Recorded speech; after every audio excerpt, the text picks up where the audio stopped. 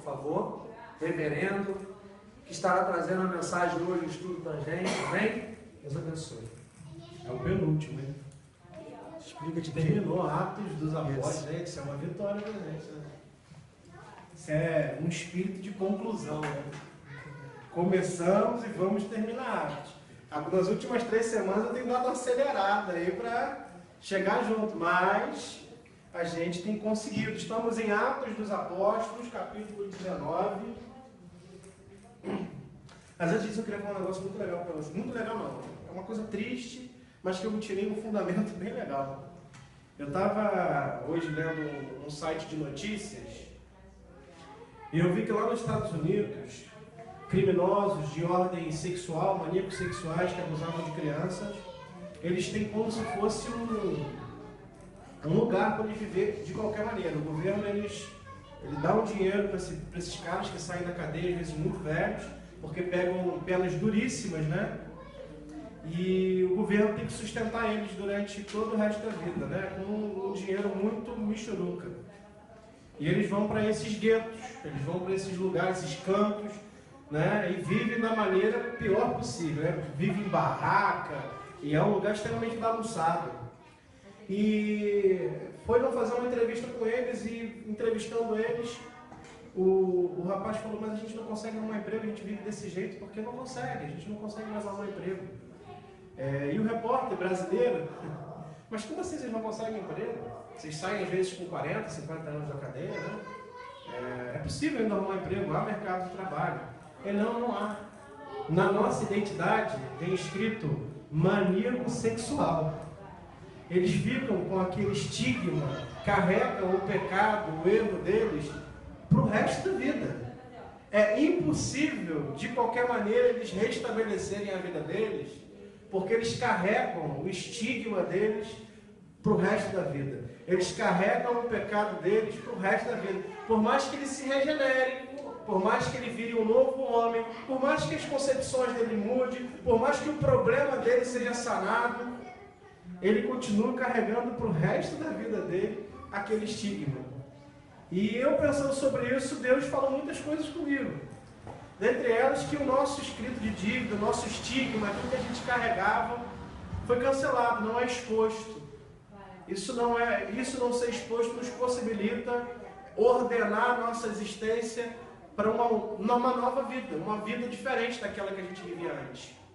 E isso mexeu muito comigo, eu fiquei à tarde pensando muito sobre isso.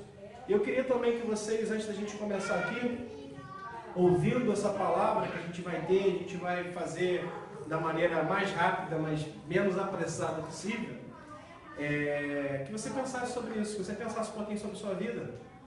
Se você carrega algum estigma, se você carrega alguma coisa na sua identidade. Porque o que Jesus ele traz para você, a possibilidade que o Evangelho traz para você, é tirar isso da sua identidade. É você não ter mais que carregar esse estigma, esse pecado. Né? A esperança. Você já não é mais a circunstância que você pratica.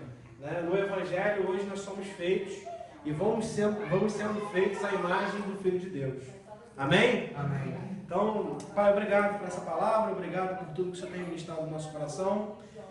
Que a gente consiga ter um coração aberto para compreender as verdades do seu Evangelho e compreendendo a gente consiga praticar tudo aquilo que a gente consegue compreender e trazer para o coração. Pai, muito obrigado, Deus. Obrigado por essa oportunidade na igreja. Obrigado por tudo que o Senhor tem feito no nosso meio. Obrigado pelos desafios, Senhor. A sua palavra tem nos alimentado com os desafios que são muitos, Pai. E a gente olhando para essa igreja subversiva, a gente acredita que a maior subversividade que a gente pode ter é o amor nesse mundo, Pai. Muito obrigado. Em nome de Jesus. Amém. Amém. Corremos. Atos capítulo 19. Semana passada a gente foi até o batismo de Apolo. A gente viu que foi perguntado para ele: Apolo, meu amigo, você recebeu o batismo? Apolo falou: recebi o batismo de João. Aí ele: não, Apolo, tem outro batismo, é o batismo do Espírito Santo. Vou aproveitar e falar do batismo, que ele esqueceu. Vamos ter batismo, vai ser dia 4 de junho? 3 de junho, batismo. Quem quer se batizar, quem compreende a mensagem do Evangelho, quer tornar esse dia um marco, vamos estar batizando com água. Lá no Maria Tereza? Vamos estar lá no Maria Tereza, batizando com água, numa piscina, provavelmente, né? Porque a gente aqui é por aspersão, não é por submersão mesmo, né? Então vamos estar numa piscina para fazer os batismos. Então, me procure. Se você tem desejo, tem sentido vontade no seu coração de se batizar, e compreende que esse dia pode ser um dia especial, um marco especial, para a tomada de uma nova consciência, para aquilo que você já começou a fazer, que Deus já começou a fazer na sua vida, por favor, me procure. Estaremos juntos aí. Amém? Dia 3 de... Vamos lá. Atos, capítulo 19.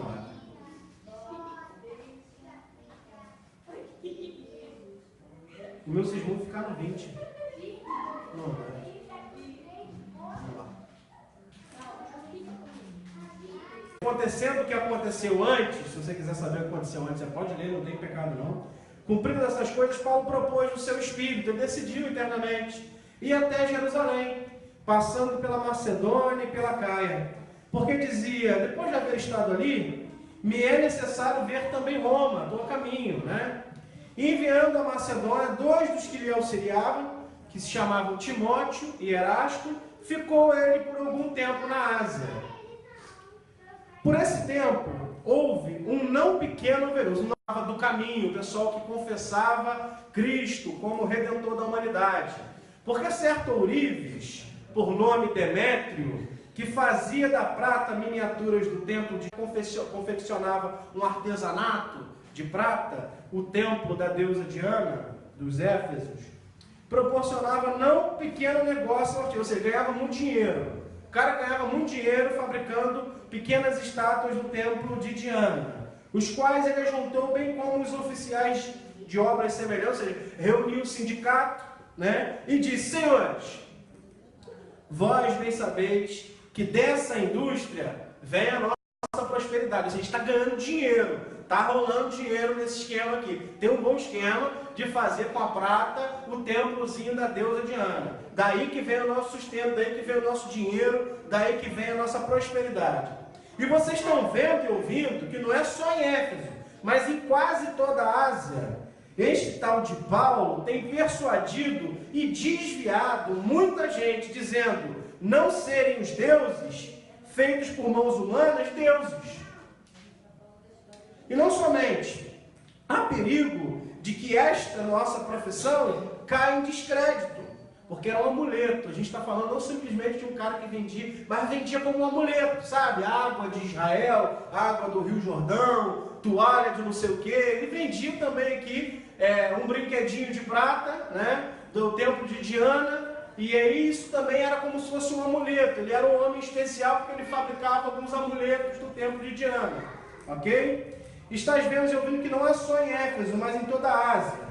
E não somente há perigo de que essa nossa profissão caia em descrédito, mas também que o templo da deusa Diana seja estimado como nada, venha cair também em descrédito, vindo mesmo a ser destituído da sua majestade, aquela que em toda a Ásia e o mundo há agora. Ou seja, aquela mulher, a tal de Diana, a deusa, ela vai cair em descrédito também, assim como também o templo. Então vamos fazer alguma coisa, porque a nossa profissão está em risco. A gente pegou a religiosidade, a gente pegou uma construção religiosa, a gente pegou a nossa religião e transformou ela numa forma de ganhar dinheiro. Então esse tal de Paulo, que está vindo para cá, e está fazendo uma bagunça danada, ele está falando que esses deuses que a gente está servindo, e que a gente fabrica com prata, com ouro, seja lá como pagar a gente melhor, esses caras não são de nada. Esses deuses não servem para nada. E a gente também está caindo em descrédito, porque a gente faz as estátuas da deusa Diana e a gente vende isso como um amuleto. Então vamos lá e vamos dar um pau neles. Foi o que eles falaram, tá? Tá aqui, vamos continuar? Ao ouviram isso, encheram-se de ira e clamavam dizendo, grande é Diana dos Éfesos, ou seja, bate na madeira. Não, isso não vai acontecer não. A cidade encheu-se de confusão e todos corriam ao teatro, arrebatando a Gaio e a Aristarco, macedônios, companheiros de Paulo, ou seja, pegaram os caras de Paulo. Foram lá e pegaram eles pelo braço, pegaram pela manta e levaram eles para o teatro. Querendo Paulo apresentar-se ao povo, os discípulos lhe pediram. Paulo falou, não, vou lá, deixa que eu resolvo. Os caras, não, Paulo, segura a onda, porque o negócio vai ficar feio. Também alguns dos asiarcos, tendo amigos com ele, mandaram rogar-lhe que não se arriscasse a Tiago. Paulo, o negócio está feio. Os homens estão lá e o bicho vai pegar. Segura a onda. Uns, pois, gritavam de um modo e outros de outro, porque a assembleia estava em confusão. Então todo mundo estava falando, gritando ao mesmo tempo. A bagunça estava feia mesmo, tá? E a maior parte deles nem sabia por que se tinha juntado. Ou seja, tinha gente que era só curioso. Todo lugar é assim, né, cara? Se vê, atropelou alguém. Tá terrível a situação. Eles não conseguem saber o que está acontecendo. Tem gente se juntando e vão juntando também. Um pergunta pro outro, no telefone sem fim danado. Um dia eu estava numa sorveteria lá na Golaria, olha que coisa terrível. E uma criança tinha sido atropelada. Criança pequena, talvez 7 anos, 10 anos no máximo. E aí ficou aquela multidão em frente à padaria, ali tem uma padaria, ali em Casa Branca. Ficou uma multidão ali, quando eu saí da sorveteria, e a multidão não estava enxergando o que estava acontecendo. Aí eu perguntei para ela, o que aconteceu? Ah, uma mulher grávida e uma filha foi atropelada. Eu falei, meu Deus do céu. Aí cheguei lá para frente e perguntei para a senhora, o que aconteceu? Ela, acho que foi uma criança e o pai que foram atropelados. Aí eu cheguei assim, aí da onde tem a faixa de pedestre, tem uma rampinha, você desce, né? Aí eu botei a cara na rampinha, estava uma menina realmente indo. Eu falei assim, mas o que aconteceu? O pai, a mãe? Não, foi só a criança grávida, e a mulher estava dirigindo o carro. E o pai da criança chegou agora, para poder acompanhar até o sertão. Eu falei, porque já tinham atropelado a mãe e o pai. Mas é isso que acontece no meio da confusão. Na confusão não há nenhum tipo não há nada concreto. Você não sabe o que está acontecendo. Então tinha gente que foi para poder criticar a postura de Paulo, a fazer essa crítica, ou aqueles que eram do caminho. Tinha gente que foi ali para poder saber o que tinha acontecido, e tinha gente que era só curiosa, que não sabia de nada, que estava gritando lá sem saber. Em qualquer lugar no mundo tem isso, né? Então tiraram dentre a turba a Alexandre, a quem os judeus impeliram para a frente. E Alexandre, acenando com a mão, queria apresentar-se uma defesa ao povo. Mas quando perceberam que ele era judeu, todos uma voz gritaram por quase 2 horas, grande é Diana dos Éfesos. Ou seja, não tem para você não, Alexandre. O que eles estão fazendo é uma coisa que está tirando dinheiro, que está tirando a nossa superstição, porque a gente também é um povo extremamente supersticioso até hoje, né? Então não vai tirar minha superstição não, a grande é Diana dos Éfesos. Havendo o escrivão conseguido apaziguar a turba, o cara foi lá e conseguiu pausar, varões efésios, e disse, varões efésios, que homem há que não saiba que a cidade dos Efésios é a guardadora do templo da grande deusa Diana e da imagem que caiu de Júpiter. Ora, visto que essas coisas não podem ser contestadas, ou seja, essa forma que a gente aderiu de religião não pode ser contestada. A gente não pode contestar essa forma, a gente não pode dizer que isso é mentira. Tem gente que está colocando em risco isso. Ora, visto que essas coisas não podem ser contestadas, convém que vos aquieteis e nada façais precipitadamente. Por quê? Esses homens que aqui trouxeram nem são sacrílegos, ou seja, não são ninguém de forma religiosa, nem blasfemadores, não estão quebrando nada da nossa deusa. Todavia, se Demétrio e os artífices que estavam com ele têm alguma queixa contra alguém, os tribunais estão abertos, ou seja, vai fazer isso de forma oficial. Vai lá no Ministério Público, aonde que pode ir mais? Agora aqui é no fórum, vai no fórum, faz a denúncia no fórum. Aqui não é lugar de denúncia, está no teatro. Aqui não é lugar de denúncia, vai até o fórum. E se demandais alguma outra coisa, ou seja, se vocês querem mais alguma coisa, né, faz isso de maneira organizada, entre uma assembleia, pois até corremos perigo de sermos acusados de algum tipo de crime pelos acontecimentos de hoje, não havendo motivo algum para vocês trazerem esses homens aqui, que possa ser justificada essa bagunça. E tendo dito isso, despediu a assembleia. Depois que cessou o alvoroço, Paulo mandou chamar os discípulos, e tendo-os exortados, despediu-se e partiu para a Macedônia. Havendo andado por aquelas regiões, exortando os discípulos, ou seja, voltando, na verdade, a esse lugar, porque ele já tinha passado a Macedônia, não sei se vocês lembram, não sei se todo mundo estava aqui, mas ele já tinha se desviado pelo Espírito, né, e ido para lá, para aquele canto da Macedônia, agora ele está voltando, né, fazendo a consolidação daquilo que ele disse. Ou seja, ele disse para o Google, o negócio realmente é Jesus, tá? Ele salva, ele é a consumação de todas as coisas, ele é a síntese da lei, toda a lei aponta para ele volta para confirmar isso, mais uma vez. Ele faz o trabalho missionário de onde quer que ele tenha passado, voltar para poder consolidar aquela mensagem. É importante a gente ser assim, né? O que você acha dessa questão da igreja? Da igreja consolidar uma mensagem, onde seja essa mensagem a forma que a mensagem for passada para mim não é nem a questão, mas a mensagem da cruz, né? Que Jesus, que através de Cristo nós fomos reconciliados com Deus, né? Essa mensagem, como que consolida essa mensagem hoje? Como que a gente faz a consolidação dessa mensagem? Como será? Relacionando com as pessoas? Sim, né? O que Paulo está fazendo aqui é, de alguma forma, relacionamento. Ele voltou para estar com ele, sim. Mas como que a gente consolida essa mensagem? Além do relacionamento. Não que tenha muitas coisas além do relacionamento. O relacionamento é uma síntese muito grande de muita coisa. Mas como que se faz isso hoje? Como que a gente faz isso? Ensinando. Também, né? O relacionamento ele traz essa conjuntura de ensino. Mas tem mais coisa nesse processo. Que eu acho que vem... Que me parece um justo desejo de estar junto, né, cara? É muito mais do que eu ter esse compromisso de relacionamento, né? Eu vou marcar uma hora com você pra gente conversar. Paulo volta, e às vezes ele volta sem tempo. Ele passa nos lugares com 3 meses no lugar, debatendo na sinagoga. Nesse próprio capítulo 19, um pouquinho antes, ele vai ficar 3 meses no lugar. Me parece que isso não é simplesmente por uma questão teológica, não é simplesmente uma questão literária. Me parece que ele quer manter um tipo, ele gosta disso que ele está fazendo, né? Acho que quando a vocação, né? Eu acho que só é a vocação quando isso de alguma forma desperta em nós também um desejo profundo de estar fazendo aquilo que a gente está fazendo. Eu não acredito nessas vocações tão difíceis de que para você é um martírio, você tem que ficar se chicoteando para fazer. Eu acho que a vocação é uma coisa gostosa, é um prazer. É um prazer. Ele fica 3 meses no lugar, fica 3 anos em outro, ele não está nem aí para o tempo, cara. Ele está querendo estar junto. Ele está querendo trazer gente boa de Deus para perto. E é bom isso, né? Ter gente boa de Deus perto da gente, né? É tão difícil a vida, a gente quando vai para o cenário competitivo do comércio, do mercado, é tão difícil a gente ter gente boa de Deus por perto, né, cara? É difícil. Então, assim, quando você chega num lugar que você acha gente boa de Deus, dá vontade de ficar. Eu acho que essa é uma das coisas que acontece com Paulo. Eu acho que não é uma coisa muito programada, teológica. Ele gosta. Ele gostou dos caras, ele achou legal estar com os caras, ele viu gente boa de Deus no caminho, então eu vou ficar mais um bocadinho com vocês, eu vou voltar lá de novo, porque eu gostei daqueles caras, sabe? Essa parte de ser gente gostável, tem gente que não é gostável não, né?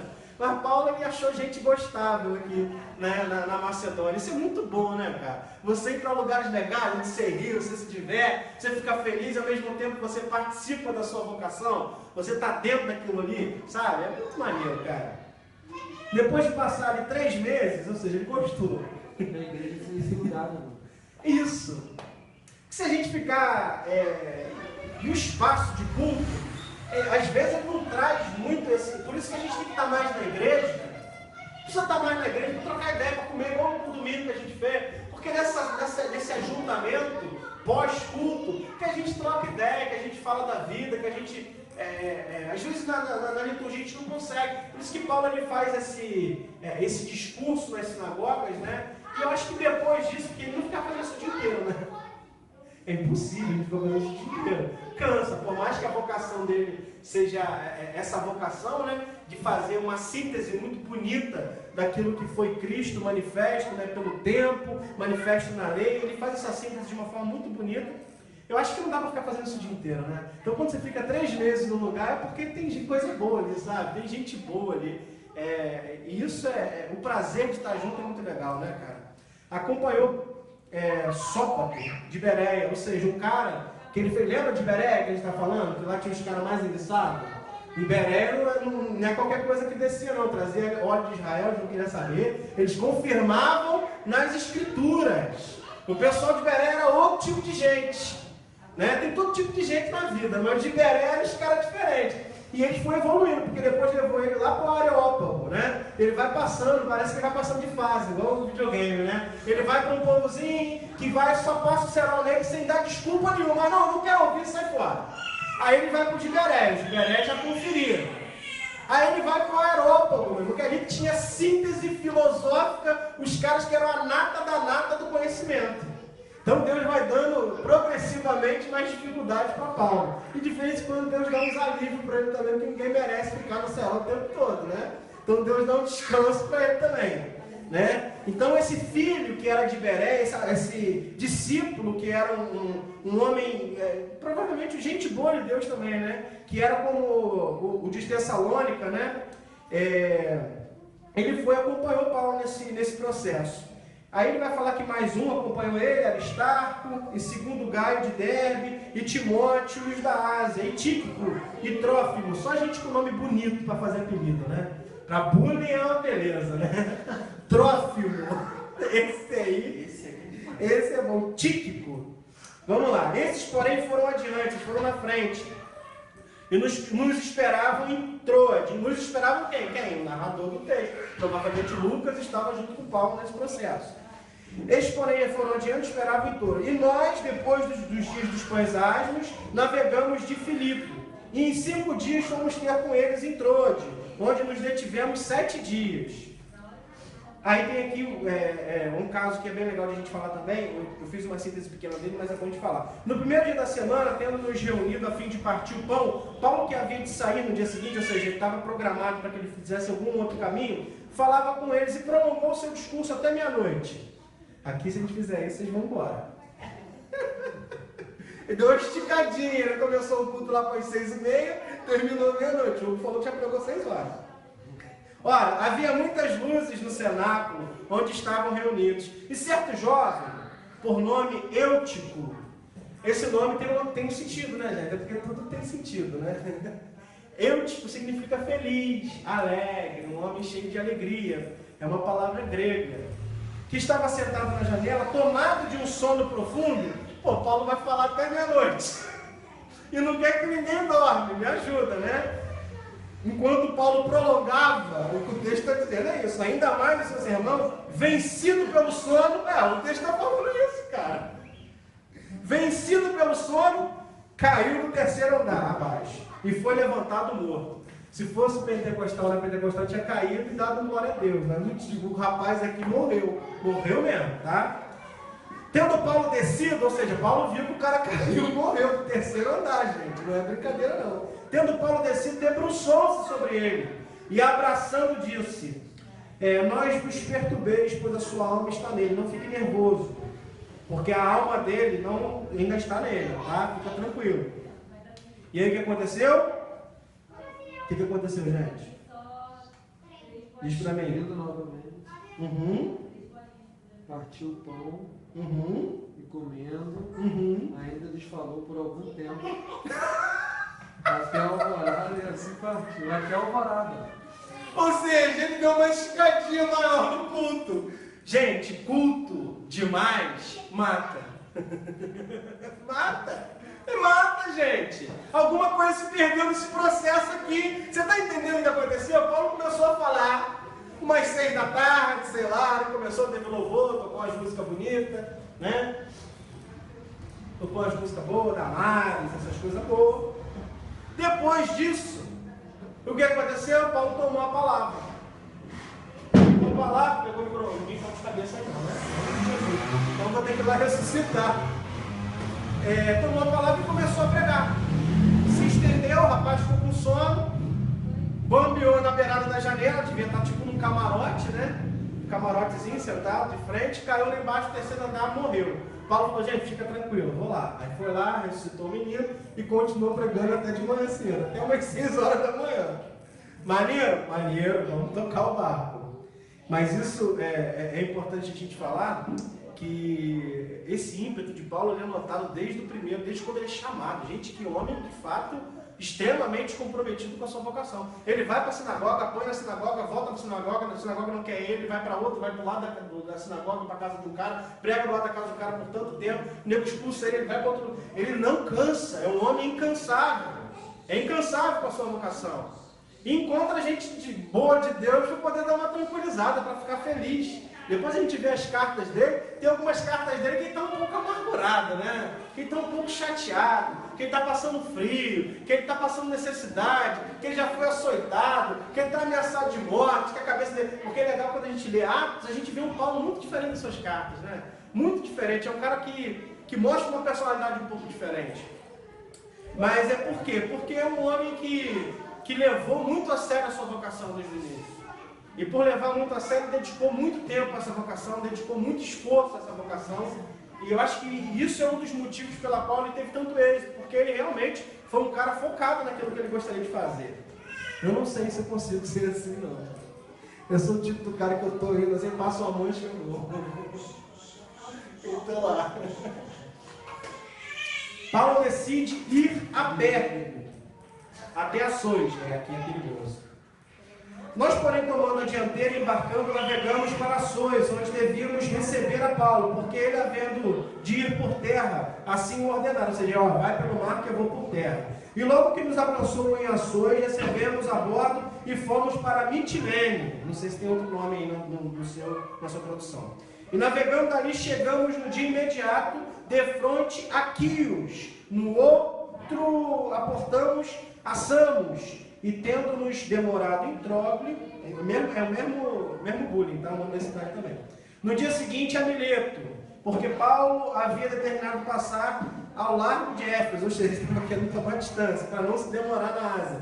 Porque tinha gente boa de Deus também, eu não vou levar isso para o lado ruim, não. Eu acho que ele ia parar ali, tinha uns amigos em Éfeso, ele ia parar, os caras vou fazer uma feijoada, ele vai para casa de um, amanhã eu vou fazer um torresmo, ele vai para casa do outro. Ele ia passeando de casa em casa e não ia conseguir dar continuidade, né, àquilo que ele gostaria de fazer.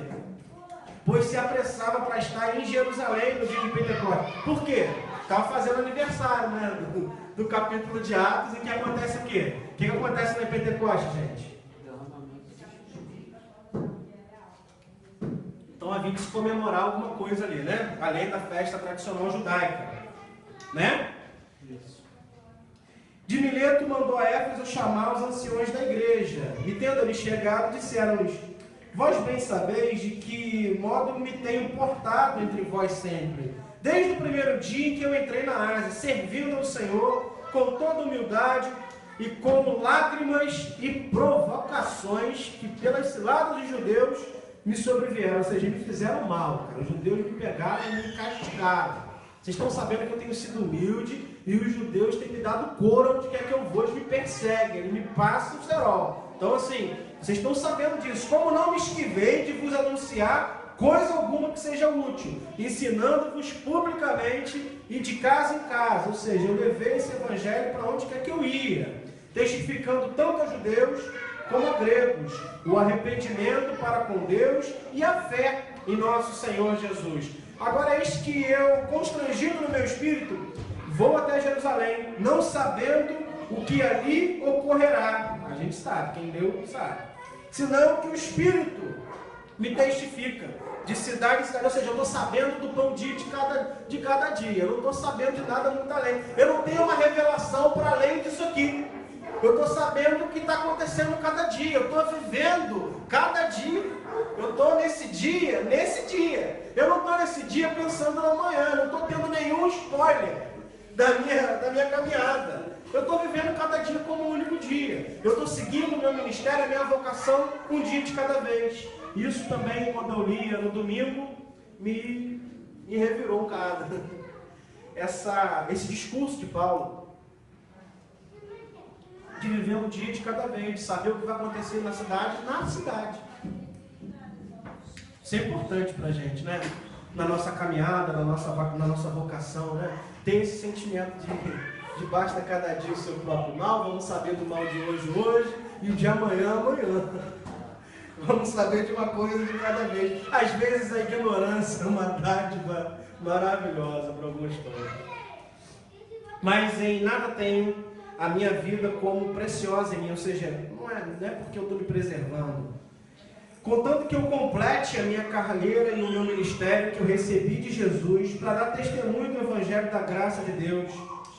E eis agora, sei que nenhum de vós, por entre os quais passei pregando o reino de Deus, jamais tornará a ver o meu rosto. Agora ele tem uma revelação, né? Portanto, no dia de hoje, vos protesto que estou limpo do sangue de todos, porque não me esquivei de vos anunciar todo o conselho de Deus. Cuidai, pois, de vós mesmos e de todos os do rebanho, sobre a qual o Espírito Santo vos constituiu bispos, para vocês apacentarem, cuidarem da igreja de Deus, que ele adquiriu com o seu próprio sangue, ou seja, não foi de graça, apesar de ter sido pela graça. Eu sei que depois da minha partida, entrarão no meio de vós lobos cruéis, que não pouparão o rebanho. Ou seja, o lobo que entra no rebanho, ele entra para quê? Para tomar chá? Fala, mas ovelhinha, Aí o lobo entra. Ele entra e fala, por obséquio, senhor ovelha, poderia me servir uma xícara de café? O lobo entra no rebanho para quê? Para devorar. E eu acho que quando ele está falando que entrarão no meio de vós, me parece que esses que vão entrar no meio de vós são, arquetipamente, né, pelo lado de fora, estão fantasiados talvez de pastores, mas eles são lobos cruéis, devoradores de ovelha, né? E o que é natural do lobo? O lobo devora coisas, ele é um animal carnívoro, ele está fazendo aquilo que é natural dele fazer. E que dentre vós mesmos se levantarão homens falando coisas extremamente perversas, maldosas, falando muita coisa ruim, para atrair o discípulo após si, ou seja, para trazer discípulo atrás dele, para fazer a gente seguir ele. Portanto, vigiem, tenham atenção, abram os olhos, tentem enxergar além da materialidade. Tentem ter um olhar também um pouco mais periférico. Presta atenção. Ou, no bom carioquês, se liga, pô. Portanto, vigiai. Lembrando-vos de que por 3 anos eu não parei, noite e dia, de avisar com lágrimas, de ensinar com lágrimas, de admoestar. Admoestar é muito, né? De corrigir com lágrimas a cada um de vós. Agora, pois, vos encomendo a Deus e a palavra da sua graça, aquele que é poderoso para vos edificar e dar herança entre todos os que estão e que são santificados. De ninguém tem inveja de prata, de ouro, de celular, do que for. Vós mesmos sabeis que essas coisas, que esse tipo de situação, esse tipo de coisa, que essas mãos, né, elas são coisas que eu não carreguei comigo, eu não levei comigo, eu não precisei disso para cumprir minha vocação. E em tudo, eu dei exemplo para vocês de que assim trabalhando, o que acontece que assim trabalhando? Assim trabalhando, em tudo vos dei exemplo de que assim trabalhando é necessário socorrer os enfermos, recordando as palavras de Jesus, porquanto ele mesmo disse, 2 pontos, coisa mais bem-aventurada é dar do que receber. Ou seja, tenha suas preocupações, tenha seu coração diligentemente apontando para essa coisa, socorra os enfermos, ajuda quem está passando situação difícil, dê a mão, esteja junto, apoie, ame, sabe? Porque isso tem a ver com o ministério de Jesus, porque quando você entrega, quando você dá, quando você não abre mão de que para o próximo você entregue tudo aquilo que você pode dar, que é não do que te sobra, porque isso não é sacrifício algum, mas que você abre mão, que você entregue para ele aquilo que ele precisa, socorre quem está enfermo, quem está doente. Ao fazer isso, você está seguindo aquilo que Jesus disse, ele abre aspas, coisa mais bem-aventurada é dar do que receber, ou seja, isso foi o que Jesus disse. Provavelmente através de um discurso de algum apóstolo que ouviu isso de Cristo. Havendo dito isso, ele se ajoelhou e orou com todos eles. E levantando-se um grande pranto entre todos, se derramou ali uma ideia de que realmente o que Paulo estava falando tinha todo sentido, e que ele estava partindo, e que ele era um herói, que ele tinha completado o ministério dele. Todo mundo ficou muito emocionado com esse discurso dele, e lançando-se ao pescoço de Paulo, beijavam-no, entristecendo-se principalmente pela palavra que disseram, que não o veriam mais. E eles o acompanharam até o navio. Isso é coisa de gente boa de Deus, não é só de religioso não, né? Não é de quem está só levando uma mensagem para que as pessoas sejam convencidas através de alguma ideologia, alguma corrente. É gente boa de Deus, né? É gente que é gostável, é gente que deixa rastro onde quer que vá.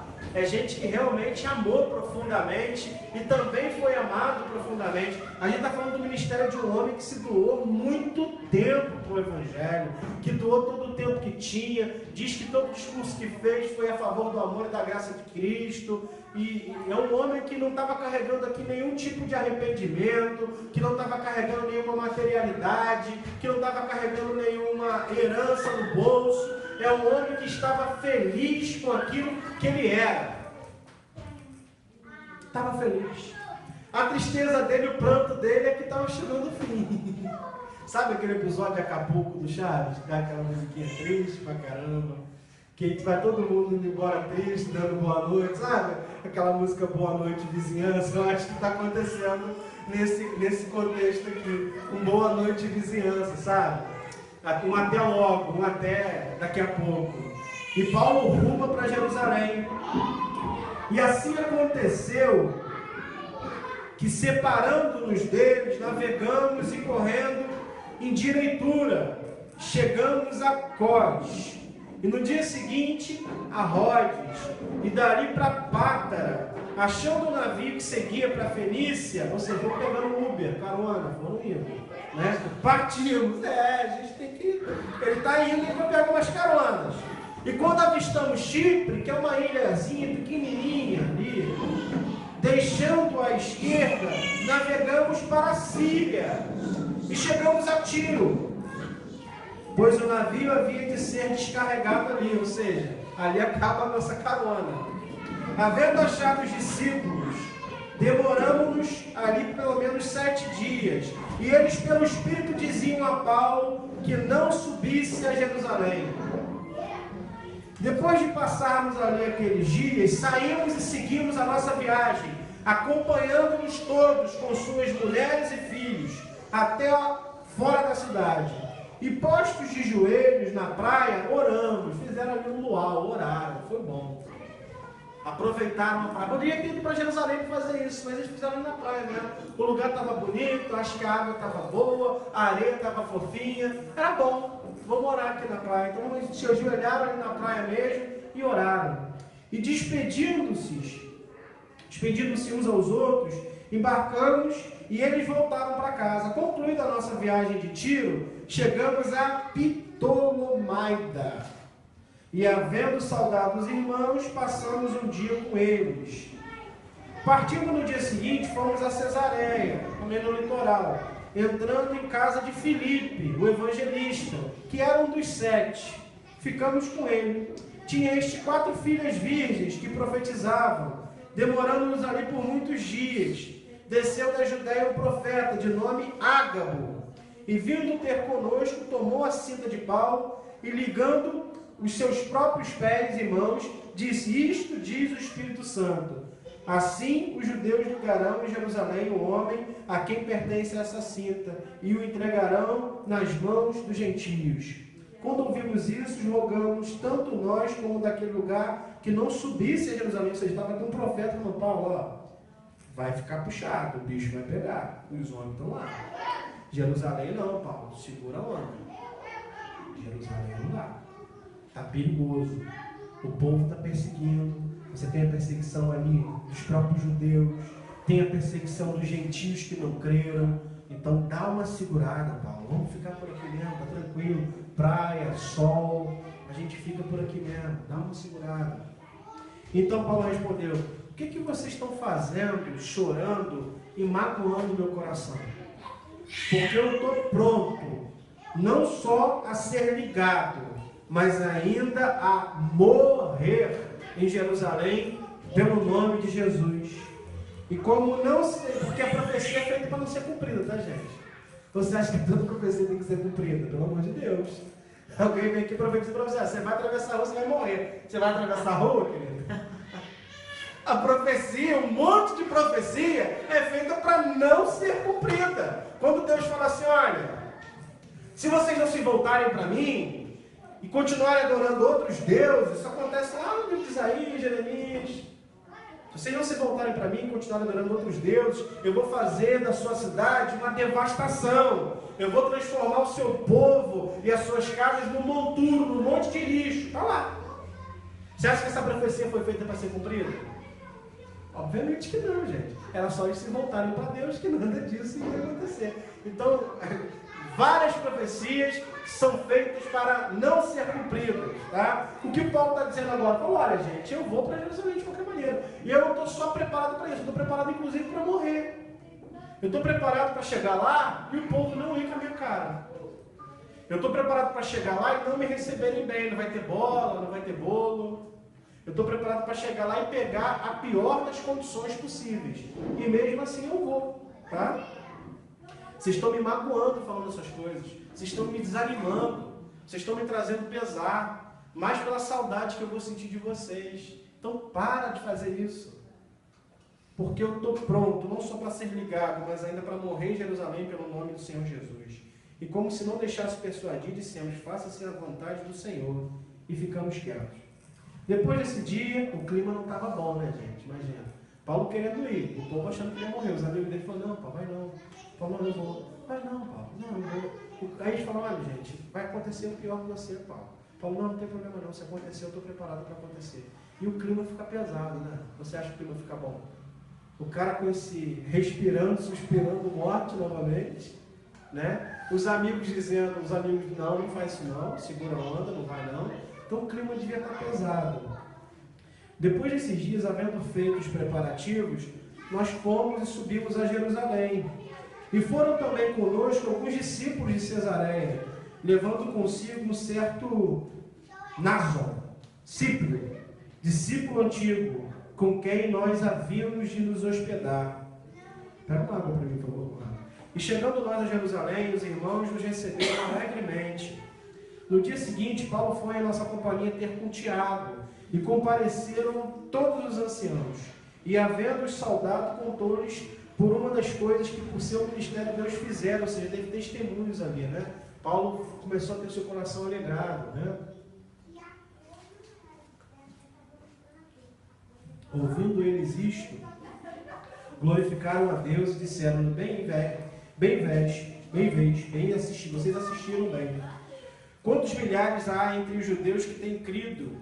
E todos têm sido zelosos com a lei, têm sido informados a teu respeito, que ensinas todos os judeus que estão entre os gentios a se apartarem de Moisés, dizendo que não se circuncidem seus filhos, ou seja, que não cumpra a aliança de Moisés. A circuncisão, gente, era cortar o prepúcio do pinto, tá? Era a pontinha do piu-piu. Isso era um sinal de aliança com Deus. E Paulo falava, gente, cortar ou não cortar, a partir de agora já não é tão importante. Cristo já cumpriu o que tinha que cumprir. Então já não é necessário, Deus já fez, já teve um sacrifício feito, já teve sangue derramado, não precisa mais cortar não. E aí havia um povo que era o povo do corta, e havia um povo que era o povo do não corta. O povo do corta, ele sufocava todo mundo, e todo mundo só podia fazer algumas coisas básicas da vida se tivessem cortado. O povo do não corta era o povo que era fã de Paulo, que seguia as doutrinas de Paulo, e que ouvia aquilo ali e tinha para si, né, a maior parte deles, que aquilo era verdade. E às vezes eles eram persuadidos a não poder entrar na sinagoga porque eles não tinham cortado. Então tinha um checa, né? O que vai dar, deixa eu ver se cortou, então vai dar. Exatamente assim, tá? Não pensem que era diferente. Invadiam a intimidade desse jeito, tá? Então, o que ele está falando aqui é o seguinte, ó, tem um povo que está dizendo que eles seguem Jesus, mas eles continuam se circuncidando, eles continuam cortando. E você é o cara que diz que não é para cortar. E aí? Como que a gente faz isso? Porque eles têm crido e têm cortado. E você diz que creu e não está fazendo o pacto de Moisés. E eles têm sido informados ao teu respeito que você ensina a todos os judeus que estão entre os gentios a se apartarem, de se separar de Moisés, dizendo que não se circuncidem de seus filhos, e nem andem segundo os costumes da lei. O que se há de fazer? Ou seja, o que é certo? Ó, tem um povo dizendo para cortar, tem outro povo dizendo que é para não cortar. E você, Paulo, o que você está dizendo? O que você tem para dizer? Né? Faze, pois, o que vamos dizer. Temos 4 homens que fizeram voto. Toma estes consigo e santifica-te com eles e faze por eles as despesas, para que rapem a cabeça, ou seja, passa a máquina zero, e saberão todos que é falso aquilo de que têm sido informados a teu respeito. Ou seja, fala para o povo, para esses caras aqui, para eles fazerem um voto, tá? Rasparem a cabeça, porque agora a gente vai dizer que você é um cara que não está falando esse negócio contra Moisés. Você está fazendo o troço certinho, do jeito que tem que ser feito. Você está seguindo o rito da religião. O cara está falando com o cara errado. O cara entrou em 200 sinagogas, a gente está lendo isso aqui desde os 3 meses que a gente está lendo isso aqui. Só nesses 3 meses que a gente está lendo, Paulo já entrou em 200 sinagogas para poder debater com os judeus, para poder enfrentar a doutrina deles. Não é agora que ele vai botar a carne dentro para essa situação, né? Eu estou falando, olha, Paulo, fala para esses caras aqui cumprirem a lei de Moisés, bonitinho, que se você falar isso, ninguém vai duvidar que você está falando contra Moisés. Então fica tranquilo. O que vai acontecer? O que vai acontecer aqui? Todavia, quanto aos gentios que têm crido, já escrevemos, dando o parecer que se abstêm do que é sacrificado aos ídolos do sangue, do sufocado, da prostituição. Então Paulo, no dia seguinte, tomando consigo aqueles homens, purificou-se com eles e entrou no templo, notificando o cumprimento dos dias da purificação, quando seria feito em favor de cada um deles, respectiva oferta, ou seja, tendo que fazer raspar a cabeça. Mas quando os 7 dias estavam quase a terminar, os judeus da Ásia, tendo visto no templo, alvoroçaram todo o povo e o agarraram, ou seja, montaram uma armadilha. Clamam, varões israelitas, acudir, este é o homem que de por toda parte ensina a todos contra o povo, contra a lei, contra esse lugar. Ou seja, agora pegamos ele, fizeram uma lava-jato automática aqui. E ainda, além disso, introduziu gregos no templo e tem profanado esse sangue do nosso. Ele trouxe gente que não é da nossa religião para cá. Porque tinham visto com ele na cidade a Trófimo de Éfeso e pensaram que Paulo o introduzia no templo. Alvoroçou-se toda a cidade, houve ajuntamento do povo e, agarrando a Paulo, arrastaram ele para fora do templo. E logo as portas fecharam, ou seja, botaram lá dentro e fecharam a porta. E procurando eles matá-lo, chegou ao comandante da corte o aviso de que Jerusalém estava em confusão, ou seja, deu problema. O qual, tomando logo consigo soldados e centuriões, correu para ele. Quando viram o comandante e os soldados, cessaram de espancar Paulo. Bateram bem, tá? Pegaram, botaram uma botina, sei lá, pedaço de pau, soco inglês, será que tinha? Bateram bem, né? Então, aproximando-se o comandante, prendeu e mandou que fosse acorrentado com 2 cadeias, ou seja, 2 correntes, e perguntou quem era e o que tinha feito. E na multidão uns gritavam de um modo, outros gritavam de outro, ou seja, um monte de gente falando ao mesmo tempo. Mas não podendo, por causa do alvoroço, saber a verdade, mandou conduzi-lo até o cárcere, ou até a fortaleza, em outras traduções. E sucedeu que, chegando às escadas, foi ele carregado pelos soldados, por causa da violência. Fizeram um carinho nele. Bom. A polícia está fazendo isso o tempo todo no mundo, gente. Senão aqui em vários outros lugares. É o que eles fazem, eles batem primeiro e perguntam depois. Ou não? Paulo era um cara manjado, era um cara avisado. Ou você acha que não? Vai para Jerusalém, onde tem maior quantidade de judeu. Gente que não gostava muito dos cursos dele.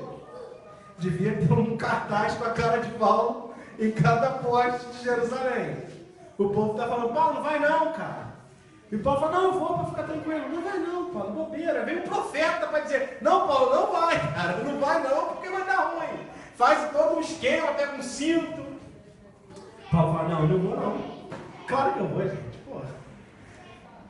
Eu só preciso, eu vou morrer por essa mensagem. Então não tenho que temer. Aí chega lá, e tem coisas boas. Acontece quando o cara chega para ele contando testemunho. Fala, Paulo, cara, o que você falou tem sido maravilhoso. Paulo falou, tá vendo? Não vai acontecer nada aqui, gente. Pô, fica tranquilo, que parada maneira. Veio o cara que me contou um testemunho, que a minha mensagem aos gentios tem surtido efeito. Aí esse mesmo cara fala, Paulo, mas tem uma outra gangue de gente, tem um outro lado da conversa, que tem falado que você não segue as leis de Moisés, que você não está mandando o povo se circuncidar. Vamos fazer um negócio, Paulo? Vou trazer uns caras aqui, você faz uma lavagem aqui nesse sujeito, você purifica ele, manda eles rasparem a barba, manda eles entrarem no prumo, no eixo, que aí vai ficar tudo tranquilo. E aí armou uma armadilha para Paulo, que no dia da purificação ele vai para o templo, ele vai para esse lugar, chegando lá, veio o povo todo para poder prender ele. Toda a cambada dos judeus vem prender Paulo. E aí não só prender, né? Porque se tivesse prendido, se tivesse cometido algum crime, mas vieram bater, espancaram ele. E aí, provavelmente, os amigos de Paulo começam a visitar o coração deles e o desespero, né? Era verdade o que estava falando. Ele disse que não ia mais ver alguns. E essa profecia que Paulo tinha dado, muito maior do que a profecia que tinham dado a ele, começa a se cumprir. E começa a arrochar muito o clima naquele lugar. E eles batem de verdade Paulo, porque o texto diz que, chegando às escadas, ele foi carregado por conta da violência, por conta da coça que deram nele. E aí um homem que colocou a sua vida, o seu ministério, todo a favor da pregação do Evangelho, da manifestação da graça de Deus, do apontamento de Cristo como a reconciliação entre a humanidade e Deus, um cara que estava dizendo que estava perdoado os pecados, que em Cristo nós somos uma criatura nova, que diz que Deus colocou todo mundo na desobediência para que pudesse exercer salvação a todos. Esse mesmo cara aqui, nesse momento, está passando por um período bem complicado. A multidão ainda continuava gritando atrás, tá? Porque o povo faz isso mesmo. O mesmo povo que preferiu Barrabás, esse povo estava gritando atrás de Paulo. Mata-o. Versículo 36. Ou seja, além de bater, além de espancar, nesse momento esse homem estava sendo jurado de morte, né? Quando estavam para ser introduzidos na fortaleza, disse Paulo ao comandante: me é permitido dizer alguma coisa? Ou seja, eu posso falar, eu tenho o direito de me defender. Você sabe grego? Não é porventura o egípcio que há poucos dias fez uma sedição e levou ao deserto os 4.000 sicários? Aí Paulo diz: não sou egípcio, não estou entendendo. Eu sou judeu, eu sou de Tarso, cidade não insignificante da Cilícia. Eu rogo para vocês, eu peço para vocês que me permitam falar ao povo. E havendo permitido, o comandante Paulo, em pé na escada, fez sinal ao povo com a mão, ou seja, falou: peraí galera. E feito grande silêncio, falou em língua hebraica, dizendo: irmãos e pais, ou seja, os mais novos e os mais velhos, como dizia o Paulo Azevedo, meus amigos, minhas amigas, minhas queridas crianças, ouçam a minha defesa, ouvi a minha defesa, ouçam a minha defesa, que agora eu faço diante de vocês. Ora, quando ouviram que lhes falava em língua hebraica, guardaram ainda maior silêncio e prosseguiram: eu sou judeu, eu sou nascido em Tarso, na Cilícia, mas criado nessa cidade aqui, instruído aos pés de Gamaliel, instruído aos pés de um professor muito conhecido, conforme a precisão da lei de nossos pais, ou seja, sendo rigoroso, cumprindo, fazendo tudo certinho. Você conhece gente que fez tudo certinho? Paulo era um cara que fazia tudo certinho. Sendo zeloso para com Deus, assim como sois todos vós no dia de hoje. Você sendo um cara realmente firme. E perseguir esse caminho até a morte. Caminho, eu estou falando que essa ideologia que hoje eu sigo, eu perseguia ela até a morte. Algemando e metendo em prisões tantos homens como mulheres. Ou seja, eu perseguia, eu matava todo mundo. Do que também o sumo sacerdote me é testemunha. E assim todo o conselho dos anciãos. E tendo recebido desses cartas para os irmãos, eu seguia para Damasco. Eu estava indo para uma cidade, lá no Nilo, lá em cima, com o fim de trazer algemados a Jerusalém aqueles que estivessem, para que fossem castigados. Ou seja, o cara estava dizendo: gente, isso que vocês estão fazendo comigo, me batendo, me açoitando, me esculachando, Isso aí eu fazia com eles. Eu ia atrás deles. Eu pegava autorização, eu pegava mandados, ia lá na Polícia Federal, pegava mandado, ia perseguir esse povo. Eu era o cara que fazia isso. E eu estava lá para que eles fossem castigados. Eu queria castigar eles. E aconteceu, porém, que quando eu caminhava e ia chegando perto de Damasco, mais ou menos meio-dia, sol quente na cabeça, de repente do céu brilhou-me ao redor uma grande luz. E eu caí no chão. E não tinha cavalo. E eu caí no chão e eu ouvi uma voz que me dizia: Paulo, ou Saulo, Saulo, por que você está me perseguindo? Eu respondi: quem é tu, Senhor? Me diz. Eu sou Jesus, da cidade de Nazaré, a quem você está perseguindo. E os que estavam comigo viram em verdade a luz, mas não entenderam a voz daquele que estava falando comigo. Então disse eu: Senhor, o que eu vou fazer? E o Senhor me disse: se levanta e vai até Damasco, onde te dirá tudo o que te é ordenado a fazer. Como eu nada visse por causa do esplendor daquela luz, guiado pela mão dos que estavam comigo, cheguei até Damasco. Um certo Ananias, varão piedoso, conforme a lei, que tinha bom testemunho de todos os judeus que ali moravam, vindo ter comigo de pé do meu lado, disse: Paulo, ou Saulo, irmão, recobra a vista. E naquela mesma hora, recobrando a vista, eu vi. E disse: o Deus dos nossos pais, de antemão, te designou para conhecer a sua vontade, ver o justo e ouvir a voz da sua boca, porque hás de ser uma testemunha para com todos os homens do que tens visto e ouvido. Ou seja, você vai ser um cara diferente. Você vai testemunhar, você vai falar de uma coisa diferente. Agora, por que te demoras? Levanta-te, batiza-te e lava os teus pecados, invocando o seu nome, o nome de Jesus. Aconteceu que, tendo eu voltado para Jerusalém, enquanto orava no templo, achei-me em êxtase. E vi aquele que me dizia: se apressa e sai logo de Jerusalém, porque não receberão o teu testemunho acerca de mim. Ou seja, aquilo não vai colar, aquilo não vai funcionar. Disse eu: Senhor, eles bem sabem que eu encarcerava e açoitava pelas sinagogas aqueles que criam em ti. E quando se derramava o sangue de Estevão, sua testemunha, eu também estava presente, e deixando tudo acontecer.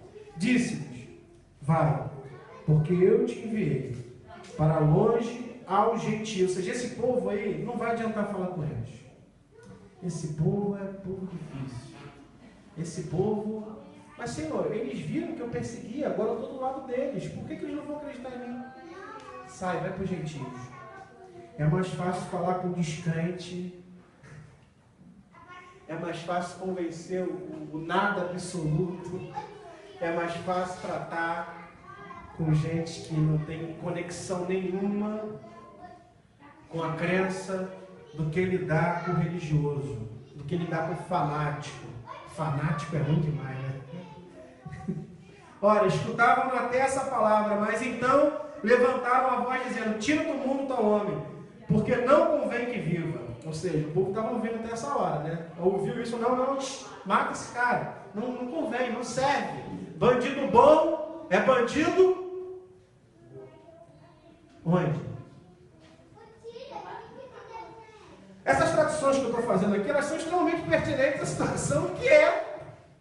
Eles estão ouvindo: olha, ele era o cara que perseguia, ele era o cara que matava, ele era o cara que mandava matar, ou no mínimo assistia, era conivente. Mate ele, porque não convém que ele fique vivo. Ou seja, bandido bom é bandido morto. Essa não é uma lógica do Evangelho, isso não é uma lógica da vida. Você não precisa ser crente, você não precisa ser evangélico para você ter consciência que não é assim que funciona. Não é assim que tem que ser. Deus pode mudar radicalmente a vida de quem Ele quiser. Deus pode transformar a vida. Tem gente que é desacreditada, cara. O cara olha e fala: isso aí não serve para nada. Esse daí é bom se estiver morto.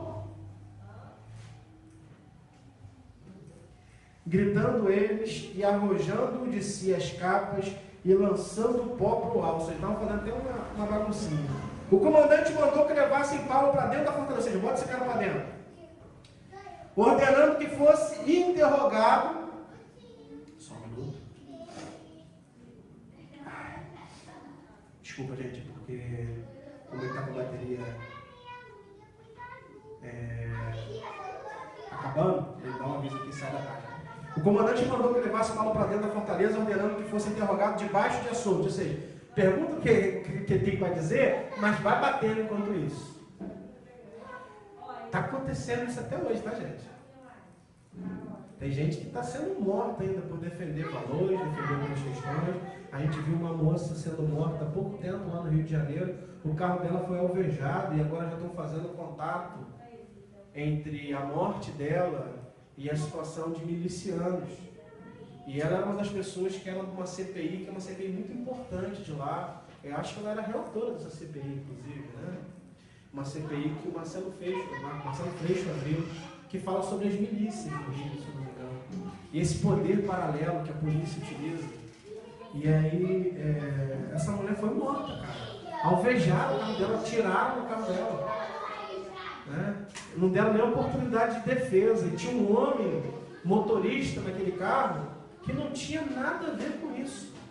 E aí, gente, a gente está falando de uma forma cíclica que às vezes tem gente que quer parar a verdade, conter a verdade.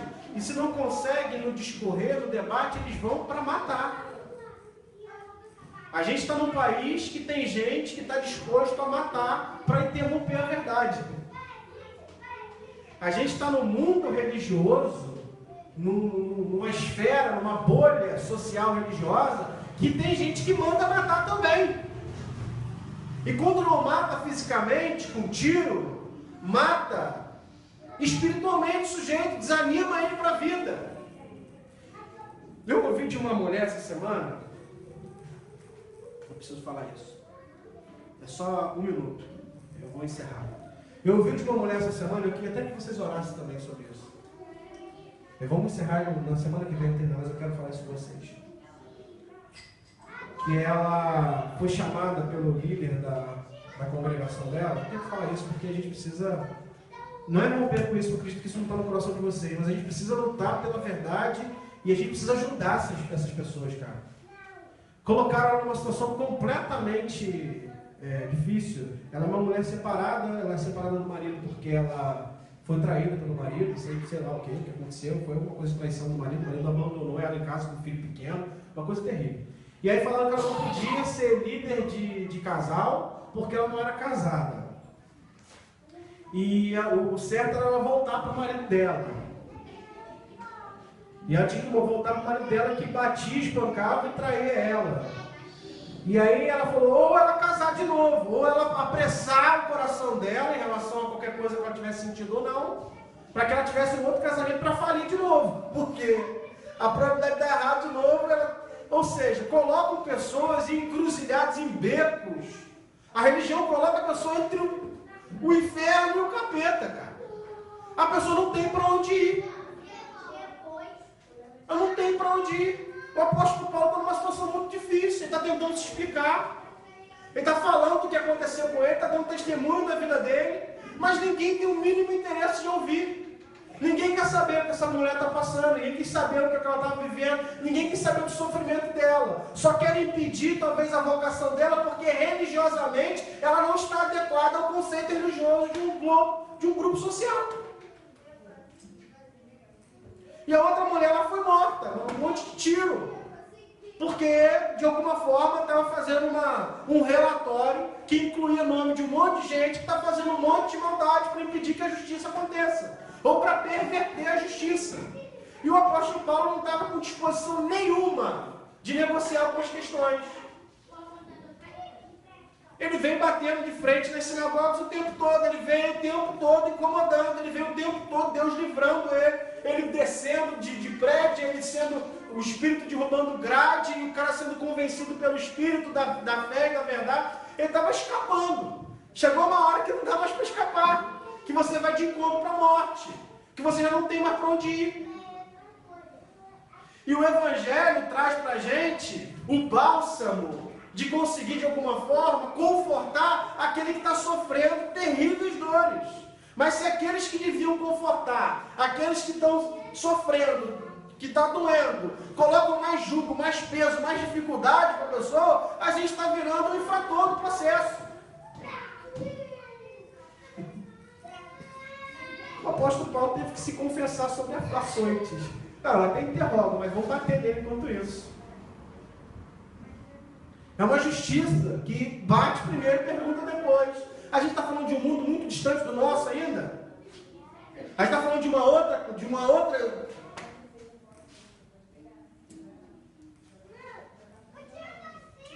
Pega o menino com qualquer coisa e vão bater, esfolar o cara até morrer. Mataram um monte no morro já fizeram chacinas em tudo quanto é lugar. E é gente que não está interessado em justiça. É gente que tem esse discurso de bandido bom é bandido morto. É gente que não acredita na vida. Você sabe que isso é não acreditar na vida, cara. É você abandonar qualquer perspectiva de melhora de alguém. É entregar a pessoa as suas ações. O Evangelho desacredita nisso. O Evangelho vem contra isso. Você já não é mais refém somente das suas ações. Existe uma ação maior de intervenção na sua vida. Existe alguém que pode intervir poderosamente na sua vida. Existe alguém que pode mudar a rota daquilo que você estava seguindo. Existe alguém que interrompeu o caminho de Paulo a Damasco. Viu para Damasco. Eu ainda acredito nesse Evangelho, sabe? Que interrompe, que cessa alguns processos. É necessário a gente acreditar nisso ainda, gente. Não é utopia, não. Eu não vou cantar Imagine aqui, não. Mas não é uma coisa absurda. Gente que converte completamente o seu caminho. Gente que vira gente boa de Deus. A gente precisa acreditar nisso. Eu preciso orar para que a gente se esperance em relação a isso, gente, de verdade. Porque a gente está numa comunidade que tem gente tomando pau em cima, cara. Ou não tem? Tem gente tomando pau aí, cara. Tem gente sendo perseguida para de tiro comendo, correndo. A gente precisa voltar e gerar em nós uma consciência de que tem gente que pode mudar, gente. O apóstolo Paulo estava tentando usar o ministério dele, aquilo que ele tinha feito antes, para poder justificar qualquer coisa, mas o religioso, o fanático é ruim demais. Ele não quer saber de nada. A gente precisa ser esses que sopra a vida de novo nas pessoas, que dá esperança novamente. Para mim, esperançar é um verbo. A gente precisa fazer isso. A gente vai terminar semana que vem, ou na outra semana, mas eu precisava falar essas coisas porque eu me senti muito movido no domingo quando eu li esse texto, porque eu não estou falando de uma realidade muito distante da nossa, é a nossa realidade. É o nosso Brasil, é o nosso Rio de Janeiro. É Friburgo. É Friburgo que as autoridades estão completamente alheias à necessidade de todo mundo. E aí a gente começa a colocar a culpa nas autoridades, mas a gente também não vê a nossa responsabilidade com a construção do meio de estar inserido.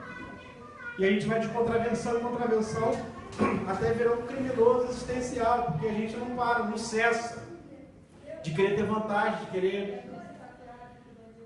Enfim, a gente precisa orar para que a gente tenha esse ímpeto, essa vocação tatuada na pele como Paulo, com um coração cheio de vontade ainda de proclamar as verdades do Evangelho, e verdade é essa que interrompe esses caminhos completamente avulsos e maus. Eu ainda creio que o Evangelho ainda pode interromper alguns caminhos em você, que pode interromper algumas maldades que você tem planejado fazer. Eu tenho fé que o Evangelho pode mudar o seu ser. Eu tenho fé que Jesus pode mudar quem você é. Eu tenho fé que todo mundo pode ter desacreditado em você, mas que Jesus ainda acredita. Tenho muita fé nisso. Porque eu vejo, eu li, e Paulo está tentando explicar isso, que no caminho para Damasco, indo fazer uma maldade terrível, indo cumprir a maldade, o dia da maldade, o apóstolo Paulo teve seu caminho interrompido por Jesus. Eu acredito que Jesus ainda pode interromper alguns caminhos. Amém? Vocês creem de verdade nisso? Vocês creem? Então vamos orar comigo? Vamos orar comigo.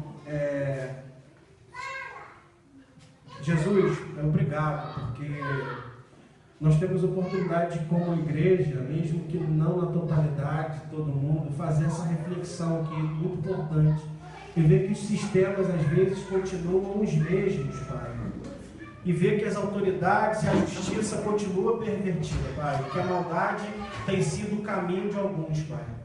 Mas eu também sei que o Senhor interrompe alguns ciclos, Deus. Eu também sei que o Senhor interfere, Senhor. E eu também sei que o Senhor pode mudar corações.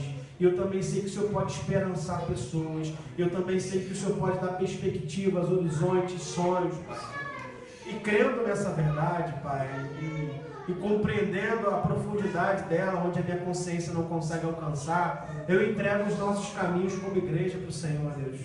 Essa igreja que tenta esperançar, essa igreja que tenta falar, que se comunica, que fala e que ouve o Espírito, Senhor. Fala a sua igreja ser uma igreja que ouve, Senhor. Que a gente consiga ouvir mais, Pai. Que a gente precisa, de alguma forma, ter os nossos ouvidos destapados para ouvir a complexidade de tudo que está acontecendo e, através do Teu Espírito, ter sabedoria para lidar com isso, Pai. Eu não sei muito bem do que o Senhor quer fazer com a gente aqui. A gente tem seguido, Senhor. E a gente tem tentado viver esse dia de cada vez que o apóstolo Paulo tem falado, papai. Mas nos ajuda nesse dia de cada vez, Pai, a compreender, a discernir esses paradoxos que vêm aparecendo para a gente todos os dias, papai. Nos ajuda como igreja, Pai. Nos ajuda a desvendar esses mistérios ocultos ainda da nossa consciência, Pai.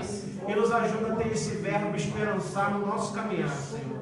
Para que haja, de fato, mudança e intervenções em caminhos através da tua igreja, que não é necessariamente essa igreja local, mas que a tua igreja cósmica manifesta em todos os lugares, Pai. Que a gente tenha, de fato, um coração cheio de esperança para esperançar outras pessoas, Senhor. Eu creio no Seu nome, Senhor. Eu creio que aquele criminoso, aquele malvado Paulo, teve o seu caminho interrompido, Senhor. E tendo o seu caminho interrompido pela verdade, pela graça, ele alterou completamente a rota dele, Deus, em favor da vida. Que a gente seja gente de vida, papai. É o que eu te peço, Pai. Em nome de Jesus, nos ajude, papai. Eu te agradeço por essa noite, Pai. Muito obrigado. Obrigado pela reflexão. Obrigado por ter me dado essa oportunidade mais uma vez. Em nome do Senhor Jesus. Amém. Amém. Gente, é uma reflexão que a gente está fazendo e que é importante a gente manter essa reflexão na semana, a gente assistir TV, a ver as coisas que estão acontecendo na vida aí, cara. Que a gente tem um olho mais atento, porque as coisas estão se repetindo o tempo todo. São muito cíclicas. A gente acha que está tudo mudado, que é outro tempo com as mesmas coisas, tá? Que a graça de Deus e as consolações que o Espírito Santo traz para a nossa consciência e o amor de Jesus e a comunhão que a gente tem como amigos possa ser multiplicado essa semana e que a gente tenha os olhos e o coração aberto para poder ouvir mais do Espírito Santo. Amém? Amém, gente. Muito obrigado. Amém. Amém. Vamos ficar de pé.